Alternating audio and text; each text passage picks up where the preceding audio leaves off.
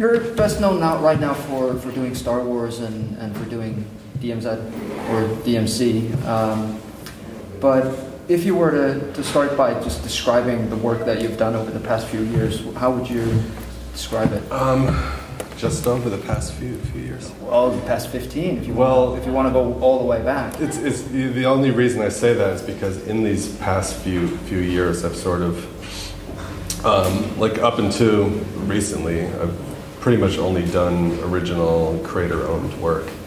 But in this past couple of years, I took on all this jobs like Star Wars, X-Men, Conan, bunch of other stuff at Marvel. Just sort of I just never worked on books like that. I've always done my own thing, like small, independent books. I wanted to see what it was like to sort of run with the big boys, as they say. I mean, I still describe myself as like a creator-owned guy, like an independent writer, because I feel like this most recent work is not, like, I don't intend to work on these books, like, into the future.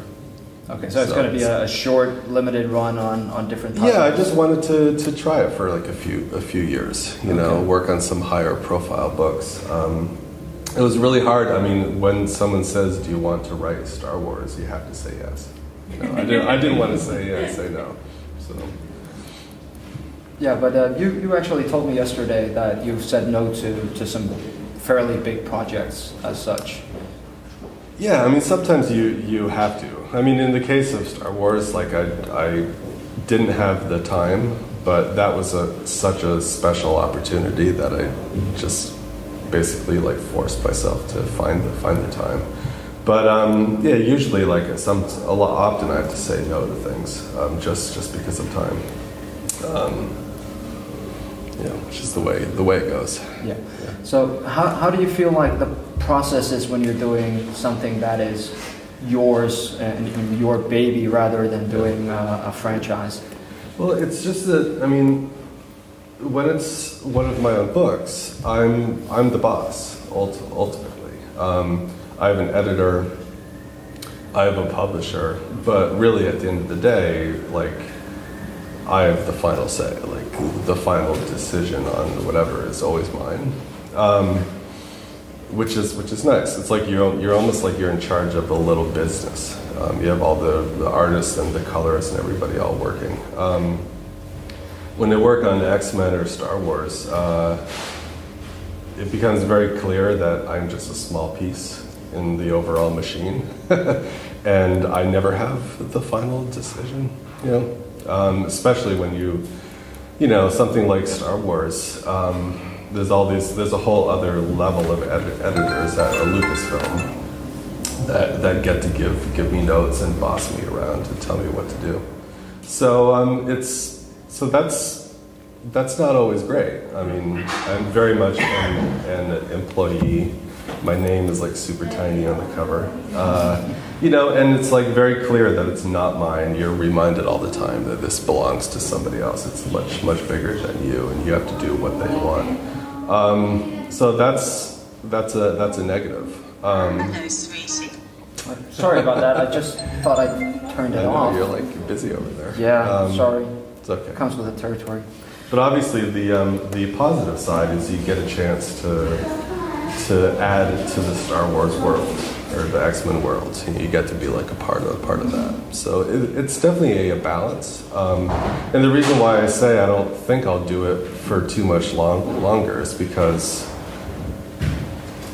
of the negative parts. You know, after a while, you sort of get tired. You feel like you're working really hard. Have you felt any difference between doing Star Wars for Dark Horse originally and then now? Have they? No, I'm done. Marvel. No, I'm not doing it at Marvel. No, exactly. No. so they just. What are they going to do with all the work that's been done? Do you know that?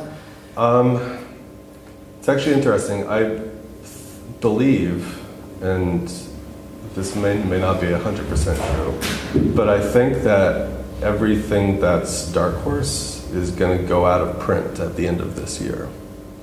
So my final Star Wars collections are going to come out in October next month, and then go out of print at the end of December. So it's going to have like a very short window. Right. Go buy it. You can hear it. That's what I tell everybody. Yeah. Marvel, if they want to keep any of the Dark Horse books in print, they can, but they have to make that choice. And Dark Horse has 20 years of Star Wars comics, so Marvel's can't put all of it back into print. So I think we should expect that almost all of it is going to not vanish, because it'll still exist in the older editions, but they're going to, Yeah, there were it's not going to be for sale. There were some rumors that they were just going to like reset the entire Star Wars universe. They sort of have. I think all the Dark Horse stuff, or all the, what they call the expanded universe of the novels and the comics, are now no longer official, no longer canon. And everything that they do now from this point on is. Yeah. So which is, it's like, I don't know. Yeah, like, I mean, that infuriates a lot of people. I just think it's business, and obviously the books are still out there. So, yeah. Okay, but let's move away from Star Wars for a bit. Now, unfortunately, we were supposed to have Ricardo here, and he had to cancel due to work. But let's talk a bit about DMC. Okay. You obviously started with the whole idea that ended up as DMC in Channel Zero. This social commentary, political commentary. Mm-hmm. What was it that pushed you into creating the DMC? Well, DMZ obviously was, we launched it, during the period of time when America was going to war. And it was almost impossible, like as a creative person, or as like a, to not have opinions and not want to somehow put that into your work. I mean, you saw it across not just comics, but like everywhere, So I felt like I had a point of view I wanted to like communicate, and I just didn't want to like write a blog post or do something very, very obvious. So I sort of incorporated a lot of my thoughts into this fictional world. Gave it a sci-fi edge a little bit. It's a little futuristic, to sort of present my like opinions about the current events within like a more traditional sort of action comic. So it wasn't preachy. So it wasn't just like me like having an opinion. And obviously over time, I mean, I worked on that for 6 years, it sort of like evolved and grew, became about other things. Like I sort of tried to like adapt to the book as the world changed, and so now it's about like a lot more things than just like the invasion of Iraq, but that was its like beginning point.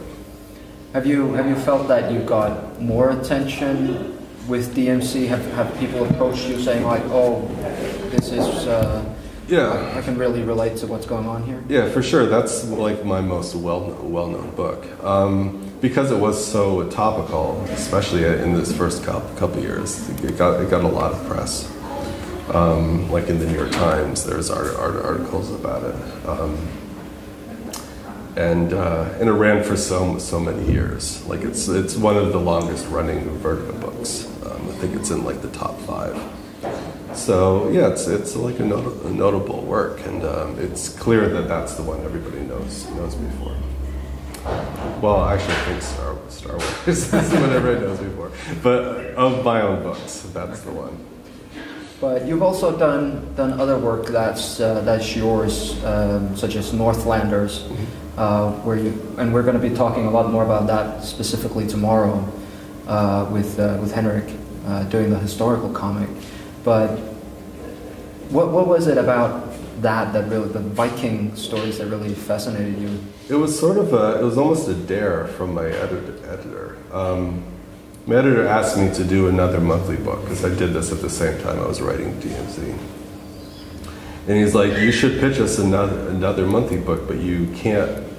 You have to break out of your comfort zone. Because I was sort of known for like a certain type of story, like very urban. Like a lot of my stuff takes place in New York City. A lot of it has like a political or a social edge. And he's like, you can't do any of that. You got to do something really different. So it was sort of a challenge in that way. And so I was like, all right, well, I'm gonna. If that's what he wants, I'm really going to try to give him something like completely different. I can't really say. I mean, I like Vikings. I've liked Vikings since I was a kid, because a lot of kids do. I can't remember exactly why I decided, to like pick that from everything that was sort of in the back of my brain. Except that I thought it'd be really different, and I kind of thought they'd say no. Really, I pitched it as like a crime novel or like a crime series, like set in the Viking times, was the original pitch, and they took it just like that. And then I sort of like, as I built it out, it wasn't so strictly a crime series, obviously. So it all worked out, but it was like, I always laugh at that because it was sort of like, I was like, oh, you want a different thing? Here you go. I'm really going to take you up on that. So. Okay. Yeah. But for both series, both DMC and for Northlanders as well, you've done a lot of research. Yeah. Obviously. Yeah. And you were telling me yesterday that sometimes you do too much research.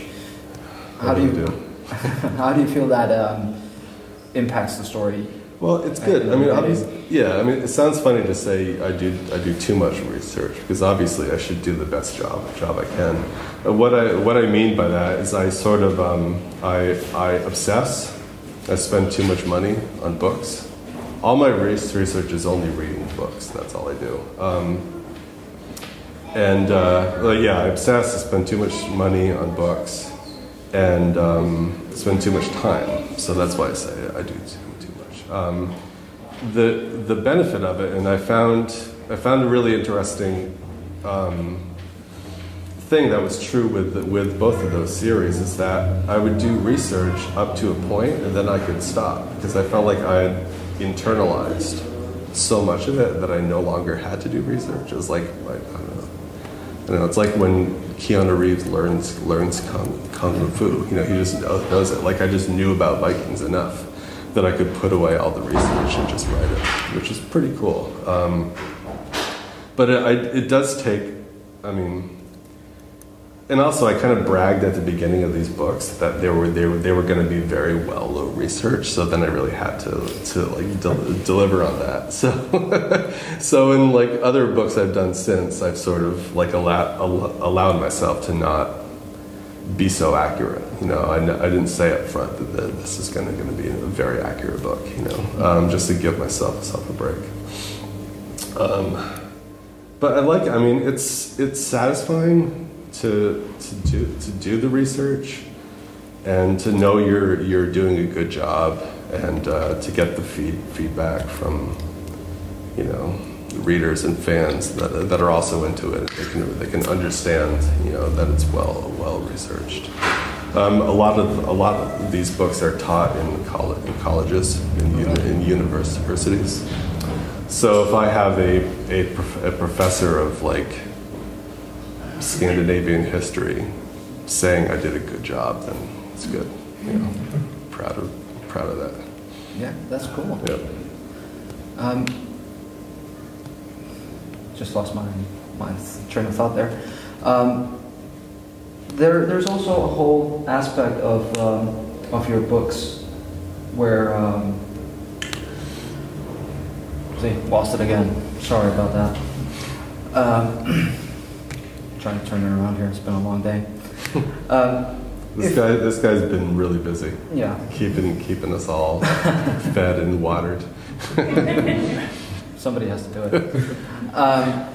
Okay, if we take it one step further, the development of DMC. Now, obviously, Ricardo isn't here, and it would be an obvious point then now to say, well, if you're doing too much research, that we should be asking him, well, what did you do for him regarding the feel and look of New York?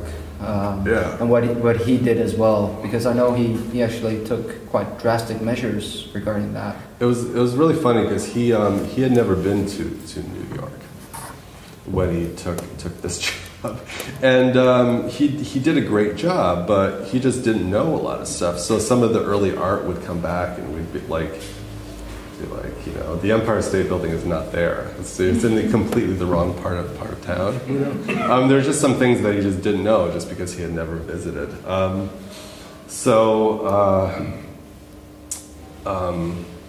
I actually, for like the first, I don't know, 7 or 8 issues, I would take my script and go out into the city and take pictures for each scene. Like, it was like a lot of time I spent on that, but it sort of helped him sort of to understand how the neighborhoods were like different and why, you know, uptown is different from downtown and what the buildings are like here. You know, that really helped him, and it got better after that. I told him which movies to watch, and then he eventually came to visit and took his own pictures and everything like that. It was funny because it was funny to walk around with him and see what he needed reference of, and it was the simplest things like the manhole covers on the street or the fire hydrants, you know, the fire plugs and the signs, like the real small details that you don't really think about, that he had no idea what they looked like. So he did his own, you know, he did like a rather large amount of research himself. And I give him a lot of credit. I mean, that is probably one of the hardest comics out there to draw. I mean, I gave him the amount of times that I would just type a script and it would be like a full-page splash of a war-torn New York City. That was like 5 seconds to write, but then he would have to spend like 2 days drawing that.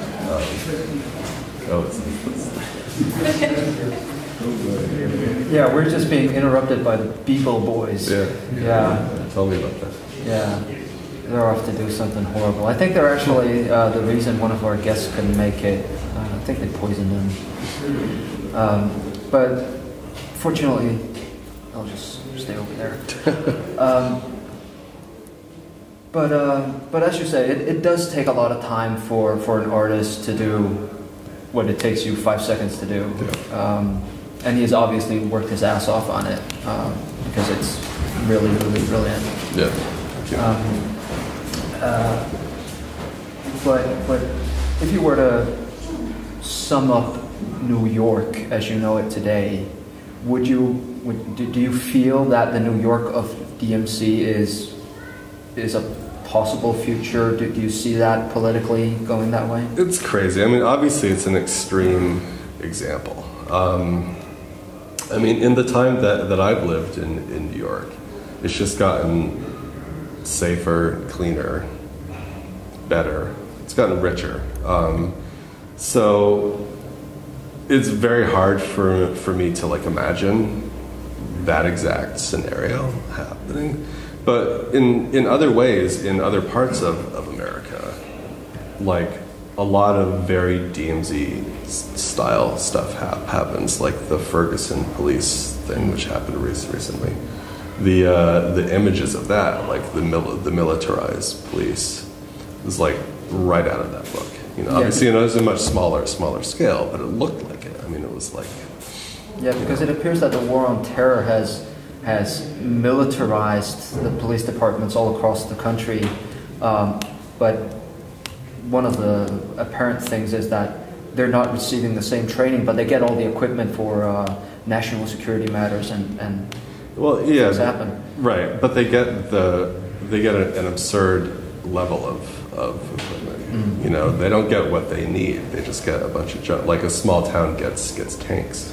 You know, like I believe that there's equipment they could use in like a valid way, but tanks are not it. You know, obviously.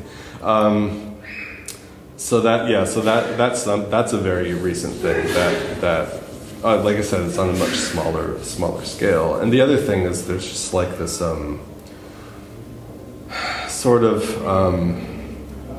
I don't know if you saw in the news, but this like on the Bundy Ranch, these like sort of like right-wing militias that were like had like an armed standoff against the police, like for like taxes and land or something. And again, it's like on a smaller scale, but the concept is the same as what's in DMZ. So I don't really think there'll be a civil war in America in the conventional sense of like a line on a map. But there's these weird like skirmishes that are actually happening now. Yeah, so you have small rural areas or areas where they, if they could, would actually secede from the United States. Yeah, there are a lot of states that have like these like long-running movements that just they never get enough votes for it. But there are people out there that desperately want that to happen. To leave the Union. Yeah, or just to like just to break off in some fashion. I don't know. Yeah. Well, we'll see what they do if they want to. How much the union wants to keep them. Then, yeah. That's what's going to happen. There was also some recent news about DMC being auctioned, and now that's of course is a big thing for everybody, every writer. I don't know if every writer aspires to having their work televised or put on film, but obviously it looks like this one might. Yeah, there are writers out there. I'm not involved. DC doesn't like to have us involved in these things, which is a whole. I could talk for half an hour about that. So there are other writers working on a script for like a TV show, and I mean it's very early in the process. So I mean we're all hopeful that eventually turns into an actual show on the air, but we'll have to wait and see. Yeah, because it is quite a difficult process. I mean, you as you told me yesterday, Yeah. you could get optioned and optioned again and so on. Yeah, there's lots of steps. I mean, the first thing is they have to write the script, and then they have to then that has to be like a decision has to be made to film a pilot episode, and then based on that, someone has to make the decision to like fund a whole show itself. So there's many hurdles that have to be crossed. And there's no guarantee until you actually get all the way through that. It's good. Yeah. Right now, there's no news on that. No, there isn't other than what we know. Yeah, and a lot of us like want to see our books become TV shows and films for like a lot of reasons. For me, it's never like I'm not one of those guys that like creates a comic just to try to sell it as a TV show, which a lot of people do. To me, the most appealing thing is like I just still want to keep making books, but if I get the financial cushion from a TV show, it'll just help me, to keep making the books. Yeah, I don't want to go right for Hollywood if I can help.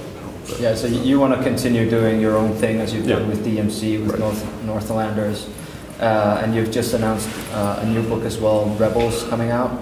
Yes. And that's out in April, I believe. Yeah, it's a new monthly. It's going to start. It's another historical book. It's actually interesting. It's a little bit like DMZ in a way. Now that I think about it, it's about the American Revolution.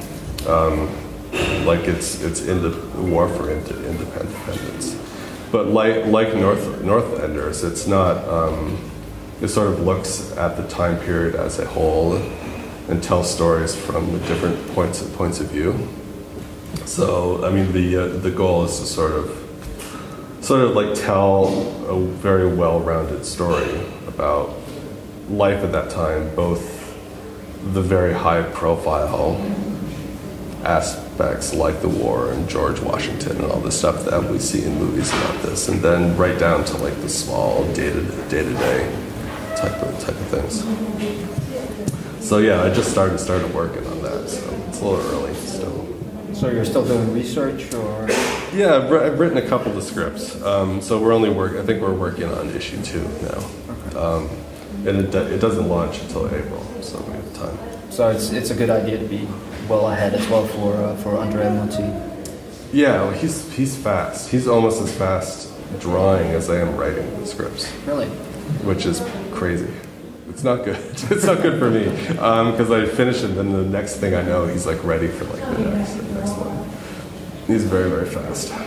Okay, that's actually quite a rare talent these days that you're able to do a script or maybe do multiple comics as an artist at any given time. Yeah, I have a couple of friends that do it. The most they can manage is 2 at a time. I mean, that's a lot of work. And they're like, they don't really have lives, you know. All they do is work. So. Well, you'd have to. Yeah.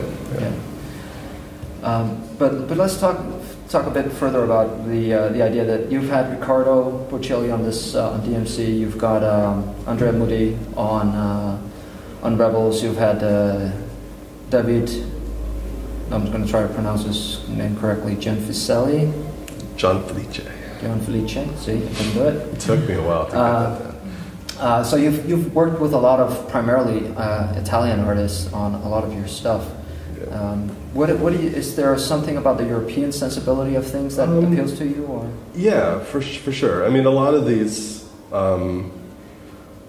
artists came to me from the editors. Like, I didn't know Ricardo, I didn't know Davide. The editors just had their work and showed it to me. So a lot of it is practical in that they were available and their work is great, and they have a strong work ethic. Like they were able to do a monthly book, you know. But also, like, I'm gonna try to not offend everybody in America by saying this, but I feel like American comic artists, even if they're not drawing a superhero book, there's still superhero stuff in the work. Like there's like a certain way that the action is drawn that they learn from reading the superhero comics. Everything sort of has it's hard to put into words, like some sort of a vibe or a style, like the clenched fists and the muscles. It like still feels superhero even if the story isn't. So I knew when I did DMZ, I didn't want that. I wanted something that was a little more of like a European style, or just not the typical American style. I just felt like it suited the story better and it suited me better. And and then like one Italian turned into 2 into 3. So there's that's how it was. It wasn't part of any kind of a master plan. Although I realized that at some point I was going to get invited to an Italian comic book show, and I did, which is nice. Yeah, but you also worked with on Star Wars. Worked with a Frenchman, Stefan Creti. Yeah, and that was the same way, wasn't it? That you saw some of his work, or no, that was actually not at all. This is what I talk about when you work on these books. Like I don't make any decisions. I didn't get to choose the artists.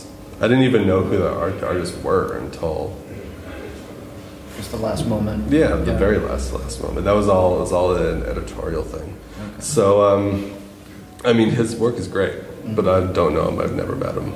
Okay. Yeah, it's funny how it works out that way.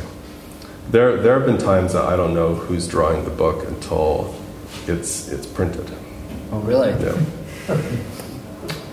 That must be really, really weird in a lot of ways. Yeah, because I write these scripts like in advance, you know. So like, if I write like issue 10, you know, I'm already on issue 12 or 13 when whatever artist that is drawing issue 10.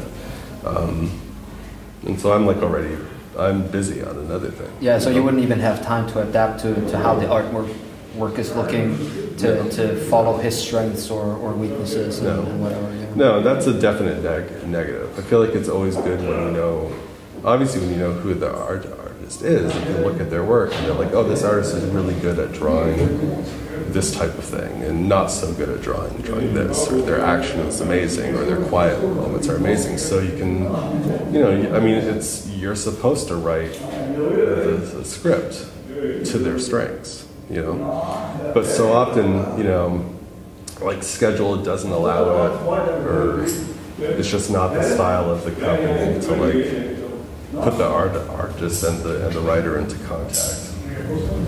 So yeah. Okay. What about as you were saying, it's the different kind of artists, and it's different kinds of styles, and you've got the Marvel style as well, and you did X-Men, which probably, or maybe a lot of the people here don't know. What do you feel is the biggest difference writing-wise? Not so much the editorial decisions for the artist, but the script-wise for you when you're doing these different kinds of books. There's a sort of it's kind of a joke, but it's not really a joke. But when you write a Marvel book or a DC superhero book, you just have to make sure there's punching in it. And I've had editors be like, this character needs somebody to punch. There has to be a certain amount of that in each comic, because that's the expectation, And it's like you just sort of understand that there has to be a certain amount of like action. Every character has to have a moment in each issue where they do their thing, whatever their thing is, they have to do it. Or the readers get like really upset. And I've actually had that many times. They're like, give her something to punch.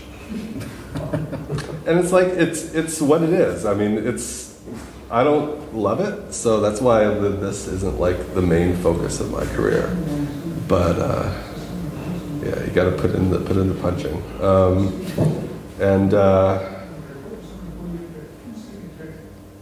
That's honestly one of the biggest things. Is following that formula that's been in place for decades, So when you did the X-Men comics, did you follow the Marvel style? Did you just say, oh, they're going to do this and let the artists the actual scripts? Yeah. No, I just wrote the way I usually do, which is basically full script. I've seen other writers' scripts at Marvel, and they're really brief. They're like, I just don't think I could have self-respect and write a script like that. I feel like I'm not earning my money. They're like, pages 1 through 5, there's a big fight scene and this person wins. And that's literally all they write for like 25% of the comic.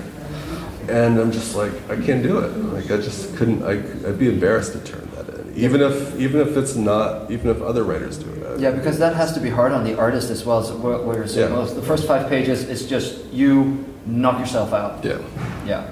It's a lot. You're basically giving them a lot more work, and I'd be giving them my job, but my name would still be, say, written by Brian. It's not cool. So I try to write like a proper script and give them the information I think they need, and I can never. I hope it works out. Yeah.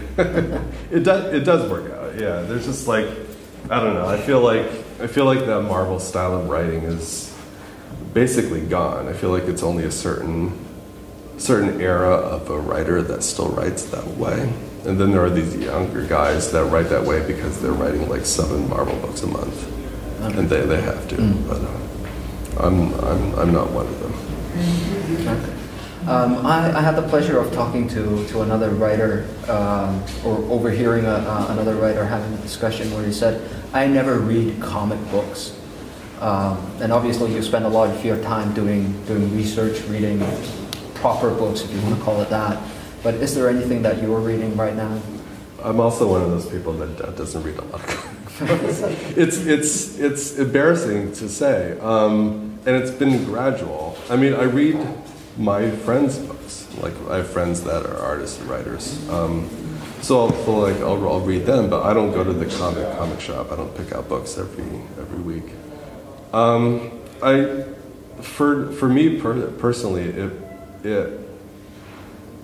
the more I wrote comics and the more I was involved in the industry, the less I was able to just enjoy a comic.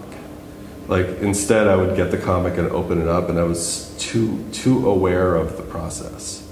I would just like look at I would see mistakes. I would think about who the artist was and like why they colored it this way and what's that font, you know? And I just couldn't ever just relax and enjoy the story the way you're supposed to. I was too busy thinking about the behind the scenes. I always joke, it's like when you see how they make hot dogs, you'll never want to eat a hot dog again, you know, because it's so gross. So it's like now I know all the drama and the gossip and the personalities of everybody, and it's just I can't turn that part of my brain off. So I mean, I try to stay current. Like when I was writing Star Wars, I like read the other Star Wars books that were coming out, and the same thing with the X-Men. But it's, you know, and I read my friends' books, but it's limited to that now. I like read other things. So you've been damaged by comics. Have been damaged, and like a lot of people will say the same thing I do. It's just sort of like an unfortunate fact. Yeah. Yeah. Okay, we still have a few minutes left, and I was wondering if there were any questions from you guys. If you have, yeah. Well, I was just curious, what were the X-Men stories you were writing? I wrote. What did I write? Well, there's a title now that's just called X-Men. Okay. Which launched a couple of years ago, and I wrote the first 17 issues of that. It's whatever the current X-Men title is. That's the one. I wrote Ultimate X-Men, Ultimate Universe. I wrote that for like 26 issues. And before all that, there was like a Wolverine miniseries, which I also wrote. So, I mean, most of my Marvel writing has been X-Men. Right now I'm writing the Moon Knight monthly book, which Warren Ellis launched, and I picked up that. So that's what I'm working on now, Marvel. I was just going to ask you about that as well. I forgot it until the gentleman started asking questions. What is it? You followed Ellis before, obviously, on Gen X years and years ago. That was crazy. Yeah. I've seen a lot of things online saying, "Oh, Ellis is leaving. Oh, it's Wood." How do you feel like you're gonna shape the character after Ellis? It's a little strange because the way that this Moon Knight monthly is that Warren did 6, I'm doing 6, and another writer is going to come in after my 6. So there's already another writer. I don't know who waiting. So it's not like I can plan long term. I'm only writing six issues. So I'm really, I mean, Warren's take on that book and his writing and Declan Shalvey's art was so perfect. I just don't want to break it, you know? Like, I don't want to mess it up. So I'm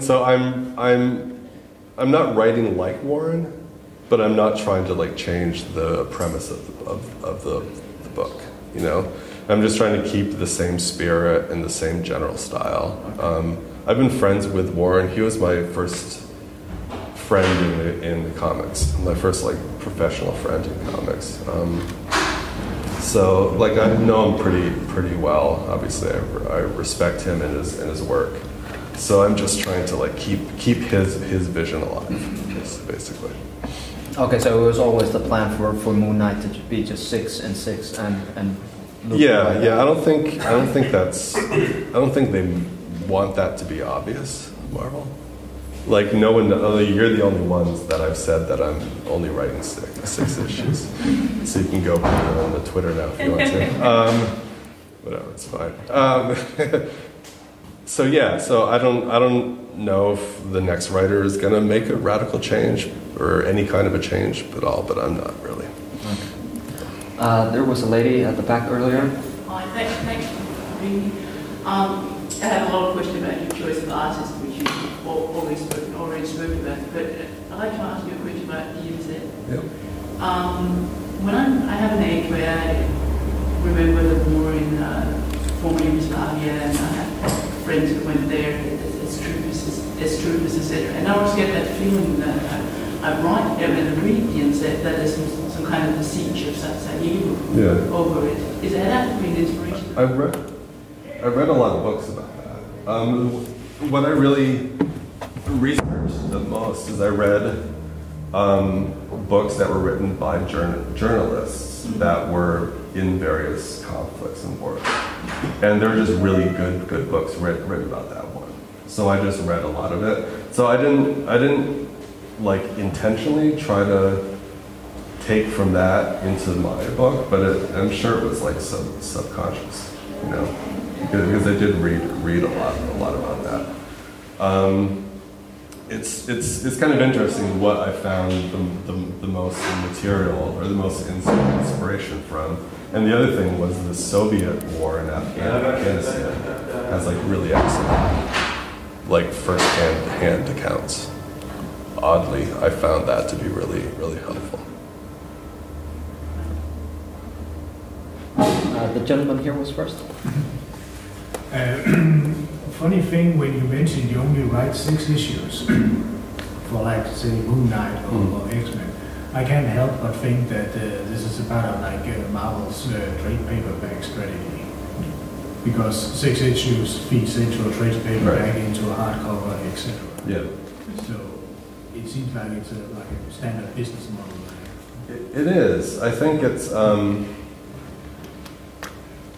Yeah, we always think about that, like we meaning writers and artists, but also the publishers do, because in the last like I don't know 15 years, like trades used to not exist, or if they did, they only existed for like a single printing, and then they just went away.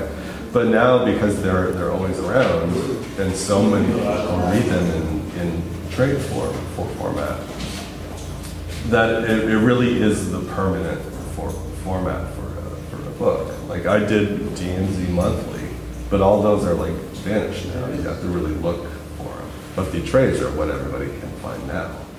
So yeah, we do really think about creating arcs and stories to like fit nicely into the trade, because that's where they go rest and reside for the rest of the time. You wrote the X-Men, it was just X-Men, it was an all-female team, right? Yeah. What made you do that, and what made you choose the characters that you did choose? Marvel picked them. It was my friend, well, she's an editor there, but also my friend. This book was her dream for like many years. Like she really wanted this book to exist. And eventually the timing was right where she could get it approved. And she actually asked me about, you know, who I wanted to be in it. And I picked a bunch of X-Men that I liked, and she goes, no, we can't use those because they're not big enough. She's like, this has to be like the top level X-Men. So I was like, all right, well, you tell me who it is. And they said it has to be X, Y, and Z. And I'm like, all right, great. Yeah. So I mean, yeah, that's like I said before at the beginning of this. That's the way it is on these books. You know, they give you freedom and input up to a point. Yeah. But like I said, the book. I mean, it wasn't my idea. It was hers. I was just like lucky enough to be asked to write it. Yes. Oh, Yes. Yeah. You put your hand up, didn't you? Well, I've been a big fan of your creative work for many years. Back to Channel Zero when Mornings talked about it for the first time, actually. Yeah. And I was just wondering if you could talk a bit about your ideas and themes for the message. Okay. I'm a huge fan of that as well. Yeah, the Massive, I sort of feel like I have this sort of unofficial progression of like political or social books, like Channel Zero, DMZ, and the Massive. I feel like are part of like a sequence. Yeah. Not that the stories are connected, but you know, just like a line of my political books. And so at the end of DMZ, I knew I wanted to like create a new book that was similarly political or like socially aware. And I just thought about like, what do I care about? Like at the time of DMZ, I really cared about what our country was doing at that time. And so like, what else do I care about? And it was like nature and environmental themes. So I just kind of built another action book around these themes I wanted to talk about, very, very much in the same way as DMZ. I allowed myself to not research a lot with it. Like I wanted it to be a little bit more sci-fi. I didn't know how I could research the Massive and be accurate, because it's like literally it takes place all around the world, and all this like oceanography stuff that I just didn't want to commit to, you know, to getting exactly right. But I also wanted to make it more of a character-driven book. I feel like DMZ was like an idea-driven book. You know, it's like the concept is the main part of that. But with the Massive, I wanted the character stories to be the biggest part, more so than the environmental themes. So that was a difference there. Thanks. Yeah. Well, I'm not sure. Could we ever expect like an original graphic novel of Northlanders, or is that up to Vertigo, or do you have any more ideas? I have a lot of ideas. Yeah. I'm actually going to do a Viking book under a different title at Image. Okay. I'm working on that already with Gary Brown, who draws the Massive. Cool. So that's another thing I've only told you about. So Here we go. Yeah. yeah. Yeah.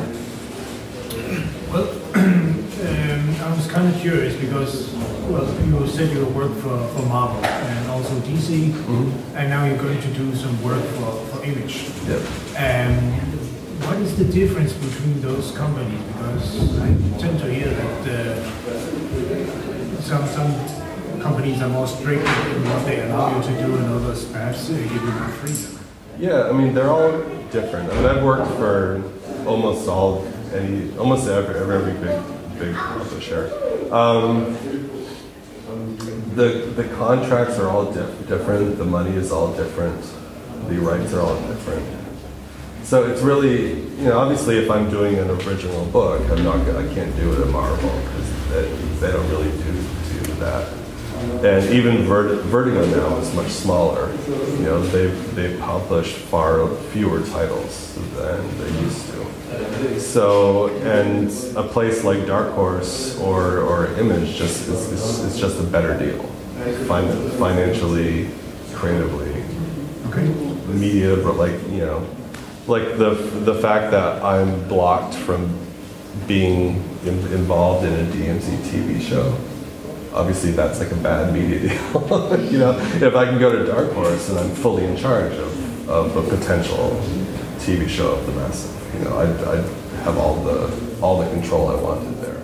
So really, it's just a question of like if you have an idea for like a book, like what do I want out of it? Like how long do I want it to be? Do I care about the media rights? How much money do I need? So then you can sort of like figure out which publisher is the right one, you know. So it's like a case-by-case basis. Okay, because I was the impression that Marvel and DC perhaps were those who paid the highest salary for. DC does. DC does. Yep. And Marvel comes second, or no? I think there are people at Marvel that make a lot of money, but most of them don't. They don't pay well. I've read somewhere that an artist, I think it's a Brazilian artist called Mike Deodato Jr. was offered an exclusive contract for like $1 million or something dollars for doing was it Avengers or something. Yeah, really? Must be nice. What? Sounds nice. Yeah, well, I also think he's like an exception from the rule. Sure, yeah, there's like a top level of the creators that I'm sure get paid a lot. I'm not in that top level. But it's just a balance, you know. There are some, you know, like DC will pay you a lot, like up front, like your page rate is a lot, but the royalties are smaller. Okay. But then if you go to Image, it's all royalties and just a tiny amount up front. You know? So really, it's just like you just kind of have to make that judgment call each time. You know? Which is why we all work at different. You know, why I work at Marvel and Dark Horse and Image all at the same time, because it just depends on the book. Okay. I can see that people are getting ready for the next panel, I believe. If you want to meet Brian or have a chat with Brian, he's going to be signing again later today. If you want to buy his books, there are several vendors out there selling the books. They've got Star Wars, they've got the Massive, they've got the DMC hardcovers. So they also have, and there's just one copy, so you better run, of Channel Zero, the entire collection. The only book I've also drawn as well as written. So they're in the main area, and thank you, Brian, and thank you everybody Thanks. for coming.